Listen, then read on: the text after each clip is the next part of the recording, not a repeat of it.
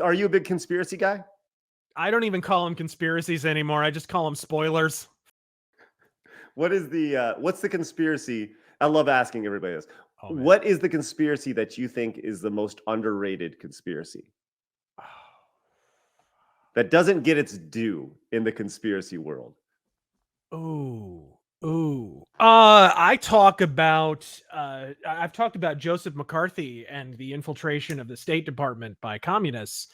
I found it really interesting that Joseph McCarthy, when he starts the Army McCarthy hearings, his biggest supporter from the military and kind of from the political establishment was Forrestal. Forget if he was a general or an admiral, really high-ranking military guy. He dies under somewhat suspicious circumstances in the same hospital that Joseph McCarthy dies in, again under suspicious circumstances, both of like a heart kind of related issue, I believe. By the way, the KGB loved to use poisons that mimic heart attacks. And he turned up on hit lists from Joseph Stalin later on and things like that. I think there's a good chance Joseph McCarthy did not drink himself to death. He may actually have been assassinated in his hospital bed. But they both died at the same hospital of roughly the same thing, and it was really sudden in both cases. Because like Joseph McCarthy starts the hearings, and like by the end of the decade, he's dead. Wow. I've never even heard that before. And it turned out the communist agents that he accused, for the most part, were actual communist agents. We got the Venona papers published in the 90s. And then, of course, the KGB archives were open to everyone. And it turned out that the main guy that he accused was Alger Hiss, it did turn out he was a communist double agent. And he had actually influenced our policy on China, which is why China is communist today, because we stopped supporting Chiang Kai-shek.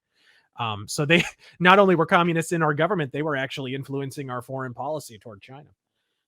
I've never even heard that before. It's pretty fascinating stuff. I did a video called Hollywood Was Always Red that touched on some of this stuff. That's one video that I've been planning for a long time, is the Joseph McCarthy video. I haven't done anything on him yet. There's a number of really interesting books on him. He wasn't perfect. I think he hurt his own case sometimes, but he was right more than he was wrong. On the subject of communism, anyway. So, okay, let's really get demonetized on YouTube. Let's go. Right? I think we just did, bro. Let's do this. Okay, hold on. I'm gonna list off some conspiracy theories, and you tell me what you think of each. Okay. Okay. But before we do, since we're gonna get demonetized, do us a favor. Hit the subscribe button so you can come back tomorrow. Hit the thumbs up button if you guys are tuning in for the first time. And if you want to ask RazorFirst a question yourself, you can send in a super chat, and we'll get it at the end of the show, which is good. We have several of those. We'll get those towards the end. Okay, here we go. All right. Some of my favorites. JFK. Who killed JFK? I'm of the opinion that it's kind of suspicious that Lee Harvey Oswald goes to Russia, meets with the KGB. They turn him down. He's so insistent that he be allowed entry into the KGB as a double agent that he attempts suicide. Then the KGB decides that they're going to meet with him. They're like, oh, this guy's serious. Shit. Well, okay, we'll meet with him. Because he had been in the military, right? He had communication codes and shit. Turns out he doesn't know anything they want. There's a lot of yada, yada, yada here. We don't know what happens in the second KGB meeting. Suddenly, he decides, oh, I've had enough of communism. No reason given. By the way, I've already got a communist Russian wife. I'm going to go ahead and return to America. No reason given whatsoever. I'm disillusioned.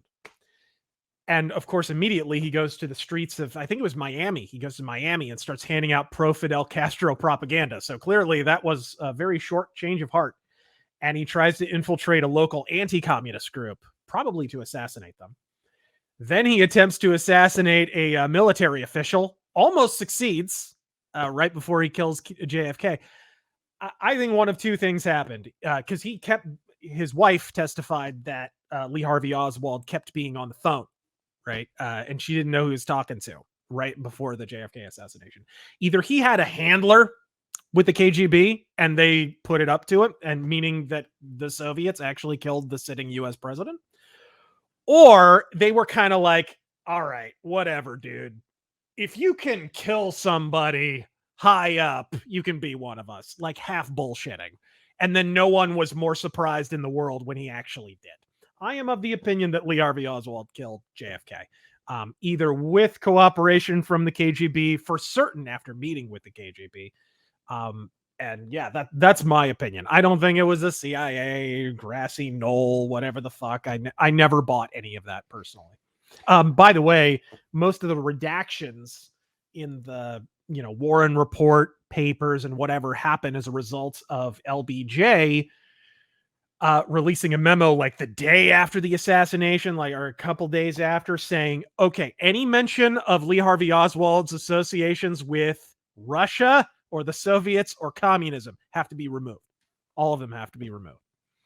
His thinking, and it's not completely outside the realm of possibility, was that he was worried that it would kick off World War III, because people would think that the Soviets killed the president and now everyone would want a fucking third world war.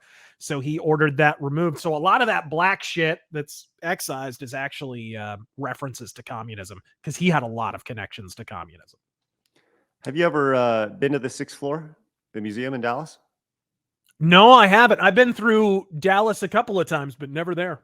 Oh man, it's pretty fascinating, and they get into some of the conspiracy stuff there. They don't. I love I have to say, even though I don't believe in a lot of it, I love the conspiracy stuff at the same time. I love learning about it.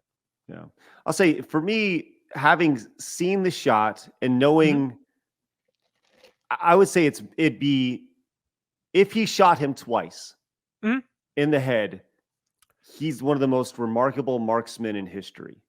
And if he did it by himself with a bolt action rifle, I mean, it's a spectacular shot if he did it, shooting it from that far away. But there's a lot of countervailing. There's a lot of oh, he wasn't a very good shot in the military. Not true. He qualified as a sharpshooter, and then the second time he qualified as a marksman. So he was actually okay as a shot. And the Carcano's a pretty accurate rifle too.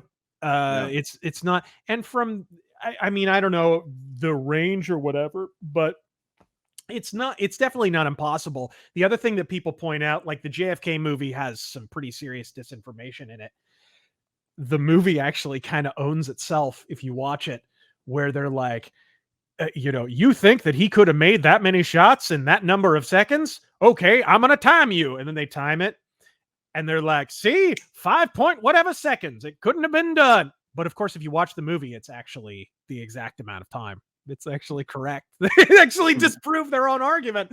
But the truth is that if he already had it in battery, in other words, if he had already brought the bolt back and put the round in a battery, then he absolutely could have made that. Right? Because it's that many shots. If he was already loaded up, then he had more time. Right. Because he didn't have to. When people do this test, they tend to include the original, pulling back of the bolt and bringing it back into a battery. But he didn't have to do that. He would have already been set, because that's what you're supposed to fucking do. It's a bolt action rifle. Right. It's, I don't know. It's an amazing conversation. And it's an amazing point of history that obviously I live in the North Texas area. So for me, it's one of those things that Dallas will always be tied to, that's where the president was killed.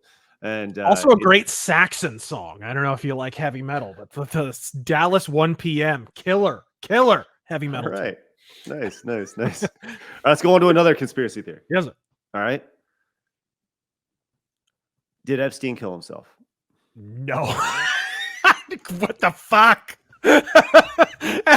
Oh, come the fuck on. Yeah, absolutely. He hung himself from a bunk bed that was shorter than he is. Yeah, absolutely. He pulled a David Carradine. What the fuck? All right. I mean, Christ, didn't one of the inmates just come out and go, yeah, basically he got fucking murdered? Like, come on. It's this is so freaking funny. I love it. Okay. And then Ghislaine Maxwell, the only woman in history to be convicted of trafficking girls to absolutely no one, apparently. A great big long list of nobody. Isn't that amazing? Like, Yeah. that's just absolutely amazing that there's this book that's in that has all these names and like nobody's gonna like. There's not even the media isn't even pressing for this. It's like, don't you want to know who these freaking predators are? It's, oh my God, it's amazing. Well, it's more of it. Look, it's in the hands of an alphabet agency now. Now it's blackmail material. It's way more valuable as blackmail material than it ever would be released to the public, right? Because now everybody on that list they have control over. I mean, think of it from their perspective. Yeah, of course. All right, let's go. Apparently, by the way, there's supposed to be like video and whatever from the island and shit. That's all in the hands of the FBI, or they claim that they lost it. I think was the last thing I heard, but convenient. All right, and this is this is kind of touchy because we just passed the anniversary of it, but 9/11, inside job or no? Yeah, I'm not sure about that one. I haven't looked into it a lot. It doesn't. I do find it suspicious about was it Building 7 collapsing? I do find that a little suspicious, although you can possibly explain it because there were buildings in the radius that were hit with so much debris that they wound up collapsing over the following weeks, right? Like there were whole buildings and shit around it that had to be demolished. So I guess you could explain it on that level. I'm gonna have to put a big question mark on that one. I'm not so sure. I'm sort of ambivalent on that one. Yeah. And let's go to our most recent conspiracy that's out there, and talking about the coup. The rise. I mean, what's even conspiratorial about it? We know it came from the Wuhan lab. We know that they admitted it. Okay. We know that we funded the gain of function research. We know that. We know that even if it wasn't released intentionally, and this is something that people don't even think about, even if nobody released it intentionally, even if the initial leak was accidental, after the point where Xi Jinping declared that all domestic flights within China had to stop, but international flights, those can keep right on humming in and out of China. At that point, that's deliberately releasing COVID out into the rest of the world. Now, granted, by that point, probably the cat was already out of the bag because that was that was at least a month into after we saw videos of people seizing up and falling down on the ground and all that shit we saw in late 2019. But at that point, it becomes an intentional act. I'd love anyone to explain how it wouldn't be. I mean, if you can shut down domestic flights within China, why couldn't you shut them down outside of it? I think the thing for me about COVID as a whole is that I think for a lot of people, that was their moment where they're like, none of this seems right. None of the reaction to this seems right. And there was that initial 2-week period, the 2 weeks to slow the spread, and like things are getting scary, and here we are, everyone's which if that had been all it was, I think most people would have been on board with it. Right? If it literally had just been a lockdown for 2 weeks, okay, whatever, who cares? We'll get on with but classic case of what's the Reagan quote? There's nothing so permanent as a temporary government program. That's kind of what happened there. Hey, if you enjoyed that clip, make sure you hit the subscribe button. Would greatly appreciate that so you can find more clips on the channel. And of course, come join us live Monday through Friday at 11 a.m. Central Time for our live Side Scrollers podcast. We would love to see you there.